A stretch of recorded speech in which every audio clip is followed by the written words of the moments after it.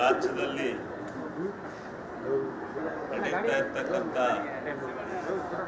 ಪ್ರಚಲಿತವಾಗಿರ್ತಕ್ಕಂಥ ಈ ಮೂಢ ಹಗರಣದ ಬಗ್ಗೆ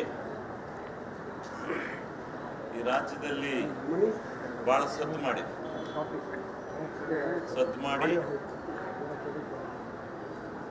ಬಹಳ ಅವೈಜ್ಞಾನಿಕವಾಗೂ ಚರ್ಚೆ ಆಗ್ತಾ ಇದೆ.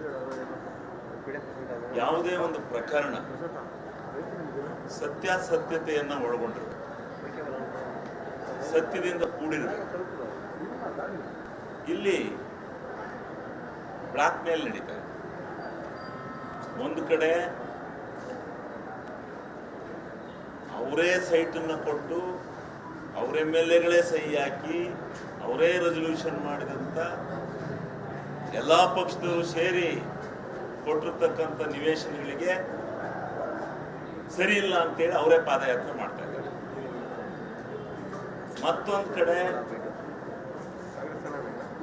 ಈ ಒಬ್ರಾನ್ ಅಂತಕ್ಕಂಥ ಒಬ್ಬ ವ್ಯಕ್ತಿ ಸಾಮಾಜಿಕ ಜಾಲತಾಣದಲ್ಲಿ ಮತ್ತೆ ಮಾಧ್ಯಮಗಳ ಮುಖಾಂತರ ಸುಳ್ಳು ಸುದ್ದಿಯನ್ನು ಹರಡಿ ಸತ್ಯನ ಮರೆಮಾಚತಕ್ಕಂಥ ಒಳ್ಳೆಯ ಪ್ರಬುದ್ಧತೆಯನ್ನ ಮಾಡಿ ಮಾಧ್ಯಮಗಳ ಮುಖಾಂತರ, ದೃಶ್ಯ ಮಾಧ್ಯಮಗಳ ಮುಖಾಂತರನೂ ಸತ್ಯವನ್ನು ಮರೆಮಾಚ್ತಾ ಇದ್ದಾರೆ.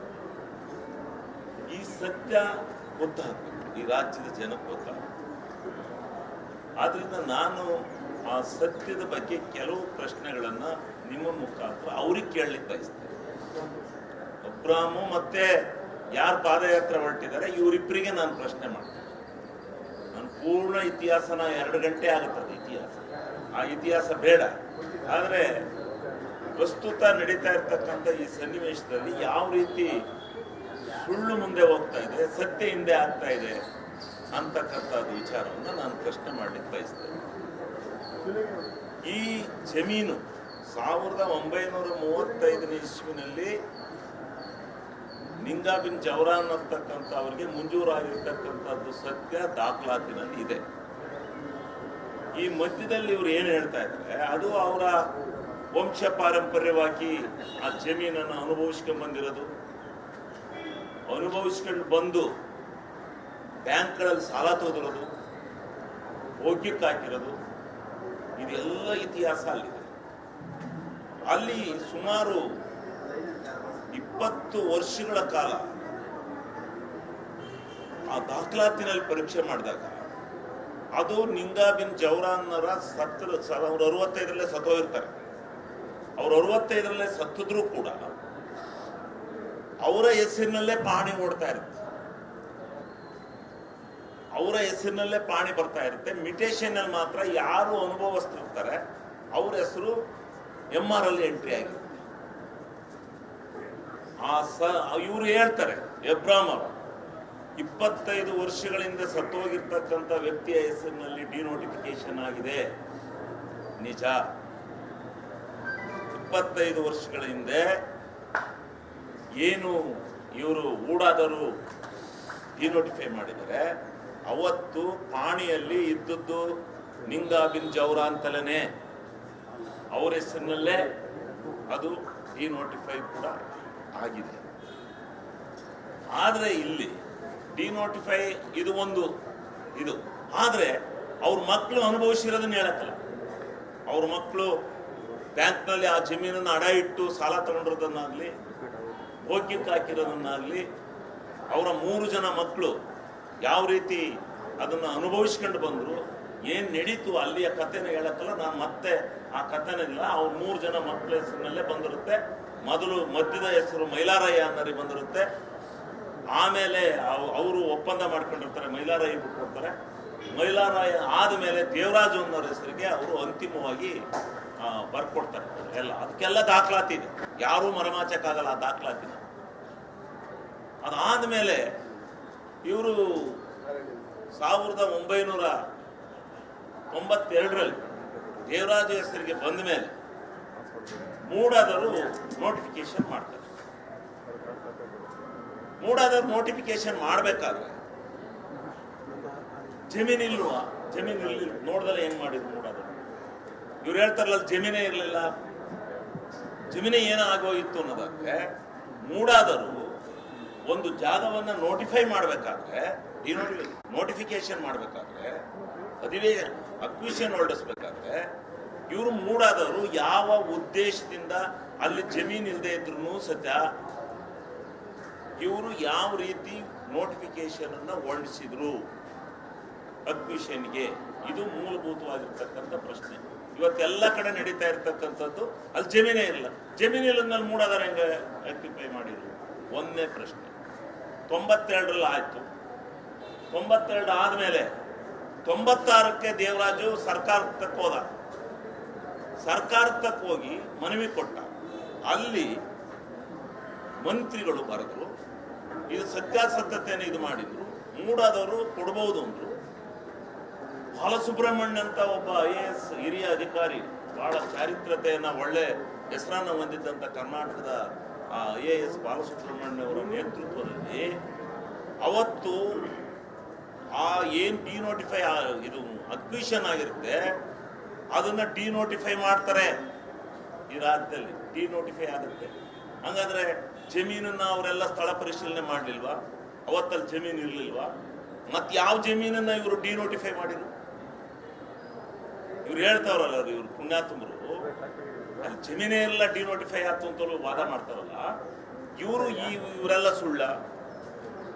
ಅಲ್ಲಿ ಹೋಗಿ ಇರೋದು, ಅಲ್ಲಿ ಒಂದು ನಕ್ಷೆ ಇದೆ, ಅದನ್ನ ನಾನು ಹೇಳ್ತೇನೆ.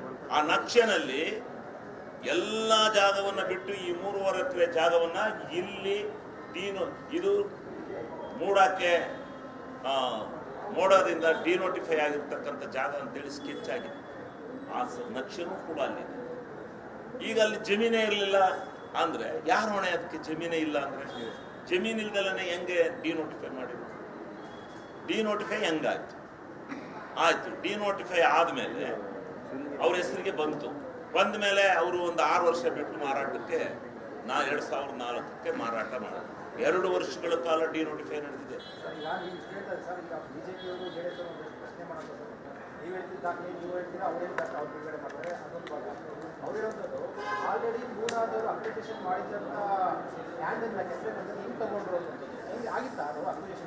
ಅಕ್ವಿಷನ್ ಆಗಿರೋದಕ್ಕೆ ದಾಖಲಾತಿ ಇದೆ.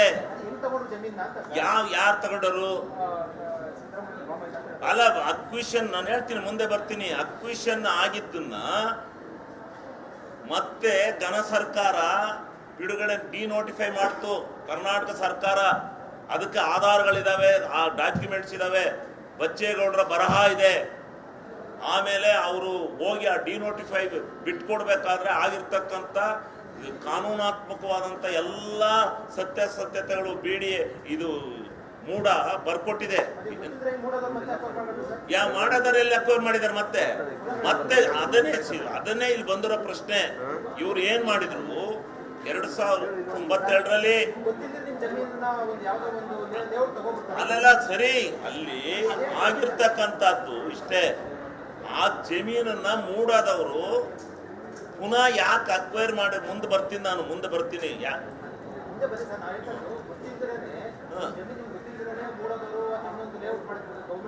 ಅಲ್ಲಲ್ಲ, ಯಾಕಾಯ್ತು? ಅಲ್ಲಿ ಯಾವ ಜಮೀನು ಏನು ಅಷ್ಟೊಂದು ಎಕರೆ ಒಳಗೆ ಹೋಗಿ ಈ ಮೂಡಾದವರು ಆ ಜಮೀನನ್ನ ಮತ್ತೆ ಆಕ್ಯುಪೈ ಮಾಡಿದ್ದಾರೆ.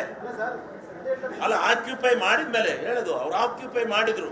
ಅವ್ರು ಆಕ್ಯುಪೈ ಮಾಡಿದ್ಮೇಲೆ ಒಪ್ಕೊಂಡಿದ್ದಾರೆ ಅವ್ರ ತಪ್ಪನ್ನ. ಅಲ್ಲ, ಒಂದ್ ನಿಮಿಷ, ಮೂಡಾದರು ಮತ್ತೆ ಆಕ್ಯುಪೈ ಮಾಡಿದ್ದನ್ನ ಸಮಿತಿಯ ಮುಂದೆ, ಇದ್ರ ಮುಂದೆ ಸಭೆನಲ್ಲಿ ಅವ್ರಿಗೆ ಪತ್ರ ಬರೆದಿದ್ದಾರೆ.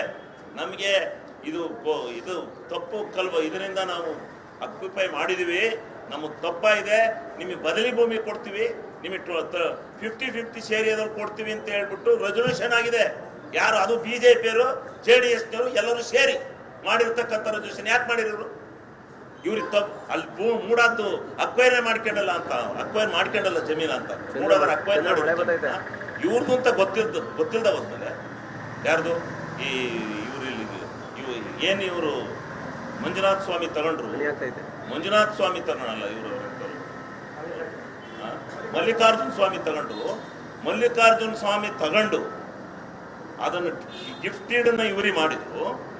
ಗಿಫ್ಟೀಡ್ ಗಿಫ್ಟೆಡ್ ಆದ್ಮೇಲೆ ಇವರು ಈ ಪತ್ರ ಏನ್ ಬರೀತಾರೆ, ನಮ್ಮ ಜಮೀನನ್ನ ನೀವು ಅಕ್ರಮವಾಗಿ ಈಗ ನೋಡಿ ಇದು ಮಾಡಿಬಿಟ್ಟಿದ್ದೀರಿ, ಜಮೀನನ್ನ ಇದು ಮಾಡ್ಕೊಂಡ್ಬಿಟ್ಟಿದ್ದೀರಿ, ಅಕ್ವೈರ್ ಮಾಡ್ಕೊಂಡ್ಬಿಟ್ಟಿದ್ದೀರಿ, ನೀವು ನಮಗೆ ಸಮಾನಾಂತರ ಜಾಗ ಕೊಡಿ, ಇಲ್ಲಾಂದ್ರೆ ನಾವು ಕಾನೂನು ಮರ ಹೋಗ್ಬೇಕಾಗುತ್ತೆ ಏನು ನೋಟಿಸ್ ಕೊಡ್ತಾರೆ ಇವರು.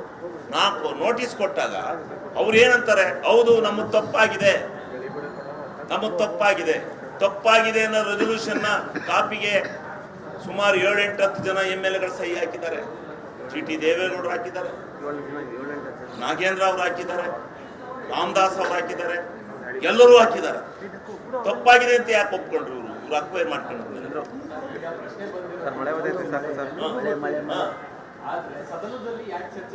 ಸದನದಲ್ಲಿ ಚರ್ಚೆಗೆ ನಾನೇ ಪ್ರಾಮಾಣಿಕವಾಗಿ ಸದನದಲ್ಲಿ ಈ ವಿಧಾನಸೌಧದಲ್ಲಿ ನಿಂತ್ಕೊಂಡು ಸುಳ್ಳು ಹೇಳಬಾರ್ದು.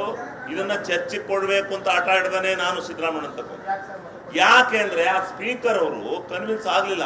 ಯಾಕೆಂದ್ರೆ ಒಂದ್ ನಿಮಿಷ ಅಲ್ಲಿ ನಿಜವಾಗ್ಲು ಅಲ್ಲ ಬಂದಿದ್ದು ಹೇಳ್ತೀನಿ ನಾನು. ಸ್ಪೀಕರ್ ಅವರು ಇದು ಈಗ ರೀಸೆಂಟ್ ನಡೆದಿರ್ತಕ್ಕಂಥ ಘಟನೆ ಅಲ್ಲ, ಇದನ್ನ ನಾವು ಈ ರೀತಿ ಇವತ್ತು ಕೊಟ್ಬಿಟ್ರೆ ಚರ್ಚ್ಗೆ ಅವತ್ತು ಕೊಡ್ಲಲ್ವಾ, ಇದೇ ರೀತಿ ಎಲ್ಲವಕ್ಕೂ ಕೊಡಿ ಅಂತೇಳಿ ಸಂಪ್ರದಾಯನ ಹುಟ್ಟಾಕ್ತಾರೆ.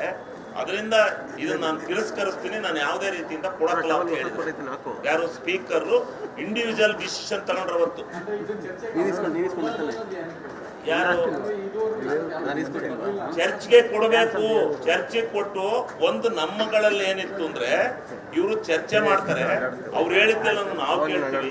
ನಾವು ಕರೆಕ್ಟ್ ಉತ್ತರ ಕೊಡಕ್ ಹೋದಾಗ ಇವರು ಧರಣಿ ಕೂತ್ಕೊಂಡು ಚರ್ಚೆ ಮಾಡಿ ಎಲ್ಲೋ ಒಂದ್ ಕಡೆ ಎದ್ದು ಹೋಗ್ತಾರೆ. ಇವರು ಹಿಟ್ ಅಂಡ್ ರನ್ ಕೇಸ್ ಮಾಡಿ ಹೋಗ್ತಾರೆ ಇವರು ಅನ್ನೋದಿತ್ತು. ಆದ್ರೂ ನಾವು ಚರ್ಚೆ ಮಾಡ್ಬೇಕು ಅಂತ ಹೇಳಿ ನಾವೆಲ್ಲ ಒತ್ತಾಯ ಮಾಡಿದಾಗ ಎಲ್ಲರೂ ಒಪ್ಕೊಂಡಾಗ ಸ್ಪೀಕರ್ ಅವರು ಒಪ್ಲಿಲ್ಲ. ಇದಕ್ಕೆ ಸ್ಪೀಕರ್ ಅವರು ಕೆಟ್ಟ ಸಂಪ್ರದಾಯನ ಹಾಕಬಾರ್ದು, ಇವತ್ತಿನ ಅಲ್ಲ, ಇದು 25 ವರ್ಷದ ಘಟನೆ ಇದು, ಇದನ್ನ ನಾವು ಚರ್ಚೆಗೆ ಮಾಡಬಾರ್ದು ಅಂತಕ್ಕಂಥ ಒಂದೇ ಒಂದು ಉದ್ದೇಶದಿಂದ ಸ್ಪೀಕರ್ ಅವರು ಕೊಡ್ಲಿಲ್ಲ ಚರ್ಚೆಗೆ. ಆಯ್ತು, ಚರ್ಚೆ ಆಗ್ಲಿಲ್ಲ ಅಂತ ಇಟ್ಕಿರಿ, ಅದು ಸತ್ಯನ ಮರ್ಮಾಚಾರ. ಚರ್ಚೆ ಆಗ್ಬೇಕಾಯ್ತು, ಅದು ಅಸೆಂಬ್ಲಿ ಟೈಪ್ ನಡೀತಾ ಇದೆ ಸರಿಯಾ? ಬರೀ ಎಲ್ಲ ಕೂಗಾಟ, ಧರಣಿ, ಸತ್ಯಾಗ್ರಹ ಇದೇ ಆಯ್ತಲ್ಲ, ಏನು ಅಸೆಂಬ್ಲಿ ನಡೆಸಿರಿ ಸರಿಯಾ? ಆದ್ರೆ ಇವತ್ತು ನಾನು ಹೇಳ್ತಕ್ಕಂಥದ್ದು ಈ ಪಾದಯಾತ್ರೆ ಹೊಂಟದಲ್ಲ, ಇವರಿಗೆ ಆತ್ಮಗೌರವ ಇಲ್ಲ. ಇವ್ರ ಪಕ್ಷದವರೇ ಸೈನ್ ಹಾಕಿ ಇವರೇ ಭೂಮಿ ಕೊಟ್ಟು ಇವ್ರ ಅಲ್ಲೇ ತಡೆ ಹಿಡಿಯೋಣ. ನೀವು ಮೂಡಾದಲ್ಲಿ ಇಲ್ಲಿ ಜಮೀನಿಲ್ಲ, ಮೂಡ ಅಕ್ವೈರ್ನೇ ಮಾಡ್ಕೊಂಡಿಲ್ಲ, ನಿಮ್ಗೆ ಯಾಕೆ ಕೊಡಬೇಕು? ನಿಮ್ ಜಮೀನು ಅಕ್ವೈರ್ ನಾವು ಮಾಡಿಲ್ಲ, ನಿಮ್ಗೆ ಯಾಕೆ ನಾವು ಭೂಮಿ ಕೊಡ್ಬೇಕು ಅಂತ ಹೇಳ್ಬೇಕಾಯ್ತು. ಅವರು ಯಾವ ಜಮೀನು ಮಾರಿದ್ರು ದೇವರಾಜ್ ಅನ್ನೋರು ಬಂದು ತೋರ್ಸರು. ಅವ್ರು ಬೇಕಾದ್ರೆ ಇವ್ರಿಗೆ ಹೇಳರು, ಅದನ್ನ ಯಾಕೆ ತಗೊಂಡು ಗಿಫ್ಟ್ ಮಾಡಿದಾರೆ, ಅವ್ರ ತಲೆ ಮೇಲೆ ಹೋಗೋದು. ಚಂದ್ರ ಮಳೆ ಬರ್ತೈತೆ. ಅವ್ರು ಪಾದಯಾತ್ರೆ ಮಾಡಿದ್ದನ್ನ ಹಂಗೆ ಬಿಟ್ರೆ ಜನ ತಪ್ಪು ತಿಳ್ಕೊತಾರೆ. ಜನಗಳಿಗೆ ನಮ್ದೇನು ತಪ್ಪಿಲ್ಲ ಇದರಲ್ಲಿ ಅಂತಕ್ಕಂಥ ಸಾಬೀತ್ ಮಾಡ್ತಕ್ಕಂಥ ದೃಷ್ಟಿಯಿಂದ ನಾವು ಜನಾಂದೋಲನ ಮಾಡ್ತಾ ಇದೀವಿ. ಇದನ್ನ ಇಷ್ಟಕ್ಕೆ ಬಿಡಲ್ಲ ಇವ್ರು. ಏನಾರು ಈಗ ನಾನು ಹೇಳ್ತೀನಿ, ರಾಜ್ಪಾಲರು ಘನವತ್ತ ರಾಜ್ಪಾಲರು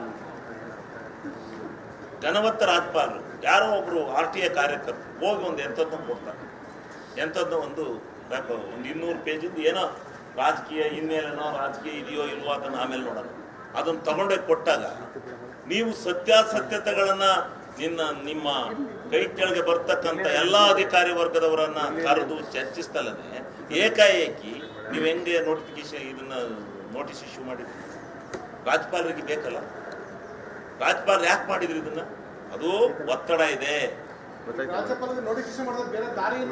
ಏನು ರಾಜ್ಯ ಅವರು ನೋಟಿಸ್ ಇಶ್ಯೂ ಮಾಡೋದನ್ನ ನೋಡ್ರಿ, ಅದನ್ನ 2-3 ದಿವಸ ಒಂದ್ ನಿಮಿಷ ಅವರು ಎಲ್ಲ ನೋಡಿ, ನೀವು ಸುಮ್ಮನೆ 1 ನಿಮಿಷ 3-4 ದಿವಸ ಟೈಮ್ ತಗೊಂಡು ಅದನ್ನೆಲ್ಲ ಚರ್ಚೆ ಮಾಡಿ ಅವರ ಗಮನಕ್ಕೆ ಹೌದು ಇಲ್ಲಿ ಲೋಪ ಆಗಿದೆ ಅನ್ನತಕ್ಕಂಥದ್ದು ಮನವರಿಕೆ ಆದ್ಮೇಲೆ 200 ಪುಟನು ಓದ್ಬಿಡಕ್ಕಾಗತ್ತಾ? ಯಾರೋ ಒಬ್ಬ ಹೇಳಿದ್ವು, ಒಬ್ಬ ನಾಳೆ ಬೆಳಿಗ್ಗೆ ನೆನ್ನೆ ದಿವಸ ಒಬ್ಬ ಒಂದು ರಾಜ್ಯಪಾಲಿಗೆ ಒಂದು ಕೊಟ್ಟಾನೆ. ಏನಂತ ಸಿದ್ದರಾಮಯ್ಯನವ್ರು ಬರ್ದಾರೆ, ಏನಂತ ಇನ್ನು 1000 ಜನದ ಇಂಟ್ರೂ ಮಾಡಿದಾಗ ಇದನ್ನ ಸೂಕ್ತವಾಗಿ ಪರಿಶೀಲಿಸಿ ಕ್ರಮ ವಹಿಸಿ, ಇಲ್ಲ ನಿಯಮಾನುಸಾರ ಇದು ಮಾಡಿ ಅಂತ ಬರೀತಾರೆ. ಅದನ್ನ ಡಿನೋಟಿಫೈ ಮಾಡಿ ನಿಯಮಾನುಸಾರ ಮಾಡಿ ಅಂತ ಮಾಡಿದ್ರೆ ಅಧಿಕಾರಿ ಕರ್ತವ್ಯ ಏನು? ಅದು ನಿಯಮದಲ್ಲಿ ಇದ್ರೆ ಅದು ಪರ್ಫೆಕ್ಟ್ ಆಗಿದ್ರೆ ಡಿನೋಟಿಫೈ ಮಾಡ್ಬೇಕು, ಇಲ್ಲಾಂದ್ರೆ ಕೈ ಬಿಡ್ಬೇಕು. ಅದನ್ನೇನು ಸಿದ್ದರಾಮಯ್ಯನವರು ಎಲ್ಲ ಜಮೀನು ಅಳಿಯಕ್ಕಾಗತ್ತಾ? ಅಳಿಯಕ್ಕಾಗುತ್ತಾ ಸಿದ್ದರಾಮಯ್ಯನವ್ರು ಹೋಗಿ ಅಲ್ಲಿ ಜಮೀನು? ಅದನ್ನು ತಗೊಂಡೋಗಿ ನೀವು ರಾಜ್ಪಾಲ್ಗೆ ಅರ್ಜಿ ಕೊಡ್ತೀರಾ ಅಂದ್ರೆ ಯಾವ ಮಟ್ಟಕ್ಕೆ ಈ ರಾಜ್ಯದಲ್ಲಿ ಆಡಳಿತ ಇದು ಮಾಡ್ತಾ ಇದ್ದೀರಿ ನೀವು? ರಾಜ್ಪಾಲ್ ಎಲ್ಲಿ ಎಷ್ಟು ರಾಜಭವನ ಅಂದ್ರೆ ಏನು ಯಾವ ಲೆವೆಲ್ ಬಂದಿದೆ? ಹೌದು, ಅಧಿಕಾರಿಗಳು ತಪ್ಪು ಮಾಡಿದ್ದಾರೆ, ಆ ಅಧಿಕಾರಿ ಶಿಕ್ಷೆ ಆಗ್ಲಿ. ಯಾರು ನಮ್ಗೇನ್ ಗೊತ್ತು? ಈಗ ತಗೊಂಡ ರಾಜ್ಪಾಲ್ರಿಗೆ ಕೊಟ್ರೆ ನಾವು ಅರ್ಜಿ ಸಿದ್ದರಾಮಯ್ಯ ಡೆಪ್ಯೂಟಿ ಸಿಎಂ ಆಗಿದ್ದಾಗ ಲೆಟರ್ ಕೊಟ್ಟಿದ್ದಾರೆ. ಇವ್ರೆ ಒಂದ್ ನಿಮಿಷ ಡಿನೋಟಿಫೈ ಮಾಡಿ ಕ್ರಮ ವಹಿಸಿ ನಿಯಮಾನುಸಾರ ಅಂತ ಬರ್ದಾರಲ್ಲ. ನಿಯಮಾನುಸಾರ ಅವನು ಮಾಡಬೇಕಾಗಿತ್ತು. ನಿಯಮ ಬಿಟ್ಟು ಮಾಡೇನೆ ಅಂತ ಇಟ್ಕೊಳ್ಳಿ. ಈ ಕಂಪ್ಲೇಂಟ್ ಬಂದಿದೆ, ತನಿಖೆ ಮಾಡಿ ಯಾವನ್ ಸಂಬಂಧಪಟ್ಟ ಅಧಿಕಾರಿ ತಪ್ಪು ಮಾಡಿದ್ರೆ ಅದನ್ನ ಅನುಭವಿಸ್ತಾನೆ. ಅದಕ್ಕೆ ಸಿದ್ದರಾಮಯ್ಯನವ್ರ ತಪ್ಪೇನ್ರಿ? ಈಗ ಬಂದು ನೀವೇನೋ ಒಂದು ರಿಕ್ವಿಷನ್ ಕೊಡ್ತೀರಿ, ಆ ರಿಕ್ವಿಷನ್ ಮೇಲೆ ಇದನ್ನ ನಿಯಮಾನುಸಾರ ಕ್ರಮ ವಹಿಸಿ ಅಂತ ಬರೆದು ಬಿಟ್ರೆ ಅದು ಇನ್ಯಾರು MLAಗಳು, ಯಾರು ಮಿನಿಸ್ಟ್ರುಗಳು, ಯಾರು ಎಲ್ಲಿ ಯಾವ ಅರ್ಜಿನೂ ಇನ್ಯಾವ ಅಧಿಕಾರಿಗೂ ಬರೀಬಾರ್ದು. ನೀವ್ ಹೇಳೋ ಲೆಕ್ಕಾಚಾರ ಹಂಗೆ ಮಾಡಕ್ಕಾಗತ್ತೇನ್ರಿ? ಅದನ್ನ ತಗೊಂಡ್ರೆ ರಾಜ್ಪಾಲ್ರಿಗೆ ಏನ್ರಿ ಕೊಡೋದು? ಅದು ತಪ್ಪು ಮಾಡಿದ್ರೆ ತಂದು ಇವ್ನು ಸರ್ಕಾರ ಕೊಡ್ಬೇಕು. ಅವ್ನ ವ್ಯಕ್ತಿ ಹಿಂಗ್ ಮಾಡಿದಾನೆ, ಇಂಥ ತಪ್ಪನ್ನ ಹಿಡೀರಿ ಅಂತ. ಆವಾಗ ಇವ್ರು ಕ್ರಮ ವಹಿಸ್ತೇವೆ ಹೋದ್ರೆ ಹಿಡ್ಕೊಳ್ಳಿ. ಇಲ್ಲ, ನಾವು ಯಡಿಯೂರಪ್ಪನವ್ರಿಗೆ ಪ್ರಕರಣನೇ ಬೇರೆ. ಯಡಿಯೂರಪ್ಪನವ್ರದ್ದು ಲೋಕಾಯುಕ್ತಕ್ಕೆ ಹೋಗಿ ಲೋಕಾಯುಕ್ತ ತಪ್ಪು ಯಡಿಯೂರಪ್ಪನವ್ರದ್ದು ಅಂತ ಹೇಳಿ ಚೆಕ್ನ ತಗೊಂಡಿರೋದು ದಾಖಲಾತಿ ಸಮೇತ ಸಿಕ್ಕಿದಾಗ ಅದನ್ನ ಮಾಡಲೇಬೇಕಾದಂತ ಅನಿವಾರ್ಯತೆ ಇತ್ತು. ಅವ್ರು ಮಾಡಿದ್ರು. ರಾಜಭವನ ದುರ್ಬಳಕೆ ಆಗಿದೆ ಆಗಿಲ್ಲ ಅನ್ನೋದಕ್ಕಿಂತ ಅವ್ರಿಗೆ ಆಧಾರಗಳಿದ್ರು ಕೊಟ್ಟಿದ್ರು. ಅದನ್ನ ಅವತ್ತು ನಾನೇ ಯಾಕೆ ದುರ್ಬಳಕೆ ಅಂತ ಹೇಳೋದ ಅವ್ರಿಗೆ ಮನವರಿಕೆ ಆಯ್ತು. ಇದು ಚೆಕ್ನ ತಗೊಂಡಿದ್ದಾರೆ ಬೈ ನೇಮ್. ಮತ್ತೆ ಇದು ಲೋಕಾಯುಕ್ತ ಹೇಳಿದೆ, ಇಲ್ಲಿ ಯಾವ್ದಾರ ನ್ಯಾಯಾಂಗ ಇದು ಹೇಳಿದ್ಯಾ? ಯಾವ್ದು? ನ್ಯಾಯಾಂಗ ತನಿಖೆಗಾರು ವಹಿಸಿ ಯಾವ್ದು ಇದ್ಕಾರ ಕೊಡಿ ನೀವು. ನಾನು ಅದ್ ಕೇಳಕ್ ಬಂದಿಲ್ಲ. ಅದು CBI ಸೆಂಟ್ರಲ್ ಗವರ್ನಮೆಂಟ್ ಅಲ್ಲಿ ಇರೋದು, ಇವರು SIT ನಮ್ ಇದ್ರಲ್ಲಿರೋದು. CBI ಸೆಂಟ್ರಲ್ ಗವರ್ನಮೆಂಟ್ ಕೇಳ್ದಂಗೆ ಕೇಳುತ್ತೆ ಅಂತಾರೆ, CBI ಅಲ್ಲಿ SIT ರಾಜ್ಯ ಸರ್ಕಾರ ಕೇಳ್ದಂಗೆ ಅಂತಾರೆ. ಈಗ ಯಾವುದು ಏನು ಇಲ್ಲ. ನ್ಯಾಯನ ಯಾರೂ ಮುಚ್ಚಾಕಕ್ಕಾಗಲ್ಲ, ಸತ್ಯನ ಯಾರೂ ಮುಚ್ಚಾಕಕ್ಕಾಗಲ್ಲ. ಸತ್ಯ ನಡಿಬೇಕು. ಸತ್ಯ ನಡಿಬೇಕು ಅಂತಿದ್ರೆ ಏನಾಗಬೇಕು ಅದನ್ನ ನೀವು ಮಾಧ್ಯಮದವರು ಎತ್ತಿ ಹಿಡಿಬೇಕು. ನಿಜ ಏನು? ಈಗ ಸಿದ್ದರಾಮಯ್ಯನವರು ನೋಡ್ರಿ, ಸಿದ್ದರಾಮಯ್ಯನವರು ನಿಜವಾಗ್ಲೂ ಇಂಥ ವಿಚಾರದಲ್ಲಿ ಈ ಮೂಢ ಹಗರಣದಲ್ಲಿ ಸತ್ಯ ಇದನ್ನ ಮಾಡಿದ್ದಾರೆ. ಈಗ ಮಾಡಿದ್ದಾರೆ, ಇಂಥ ಆಪಾದನೆ ಮಾಡಿದ್ದಾರೆ ಅನ್ನೋದನ್ನ ನೀವು ದೃಢಪಡಿಸಿ. ನೀವೇ ಮಾಧ್ಯಮದವರಿಗೆ ನಾನು ಈ ಸಂದರ್ಭದಲ್ಲಿ ಪ್ರಶ್ನೆ ಮಾಡ್ತೀನಿ. ಯಾರು? ಹೌದು, ಕೊಡ್ರಿ ರೀ. ಸಾಕ್ಷಾತ್ ಕಾನೂನಲ್ಲಿ ಇಲ್ಲದೆ ಇದ್ರು ಈ ರಾಜ್ಯದ ಜನ ಒಪ್ಕೋತಾರ. ಕೊಡಿ, ಈ ರಾಜ್ಯದ ಜನ ಒಪ್ಕೋತಾರ. ಕೊಡ್ರಿ, ಸತ್ಯಾಸತ್ಯತನ ಇದು ಮಾಡಿ. ಸತ್ಯಾಸತ್ಯತನ ರಾಜಪ್ಪ ಡೆಸಿಗ್ನೇಷನ್ ಚೇಂಜ್ ಮಾಡಿ ರಾಜಪ್ಪ ಹೋಗ್ರಿ ಕಣ ಸುಮ್ಮನೆ ಮಾತಾಡ್ತೀರ ಬಂದು. ಈಗ ಸಿದ್ದರಾಮಯ್ಯನವರು ಸೈಟ್ ನ ವಾಪಸ್ ಕೊಡಕ್ಕೆ ಅವ್ರದ್ದಲ್ಲ, ಅವ್ರ ಬಾಮೈದ ಡೀಟ್ ಕೊಡೋದು. ಇದ್ರ ಒಳಗೆ ಸಿದ್ದರಾಮಯ್ಯನವ್ರದ್ದು ಒಂದು ಸೈನ್ ಆಗ್ಲಿ, ಸಿದ್ದರಾಮಯ್ಯನ ಅಂತ ಒಂದು ಹೆಸರಾಗ್ಲಿ, ಒಂದು ಏನಾರ ಒಂದು ಸಣ್ಣ ಇದಾರ ಬಂದಿದ್ರೆ ಕೊಟ್ಟರು